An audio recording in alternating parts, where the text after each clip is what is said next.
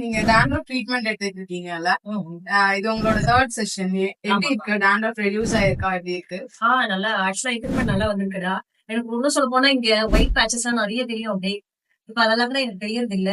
அப்புறமா hair growth கூட எனக்கு தெரியுது இல்ல. இந்த ட்ரீட்மெண்ட்ல எனக்கு ஹேர் growth நிஜமாவே தெரியுது. ஏன்னா நான் இதை இங்க வச்சிருந்தேன் ஆக்சுவலா.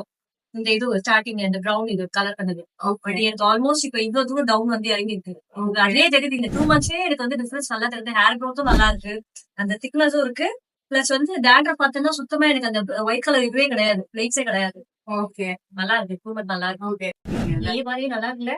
சூப்பரா இருக்கு. கிளியர் ஸ்கின்னா இருக்கு. ஆமா. டிஸ்கலரேஷன்ஸ்லாம் சரியா ஆமா, இருக்கு. ஆமா. அன்இவன் கண்டிப்பா. ஸ்கின் டோன்லாம் அது சரியா நல்லா இருக்கு. சூப்பரா இருக்கு. எனக்கு க்ளோ, 2 சீக்ஸ்ல நல்ல ஒரு பிங்கிஷ் க்ளோ இருக்கு. ஆமா இல்லையா? லாஸ்ட் டைம் கூட நான் இதே மாதிரி சொல்லியிருந்தேன்ல. ஆமா. ஆக்சுவலா அந்த க்ளோ தெரியுது நல்லாவே. ம். அந்த சீக்ஸ் மேபி ஃப்ளஃபியா ம், வர்றது ம். அது மாதிரி தெரியுதோ என்னவோ. ம். நல்லா இருக்கு.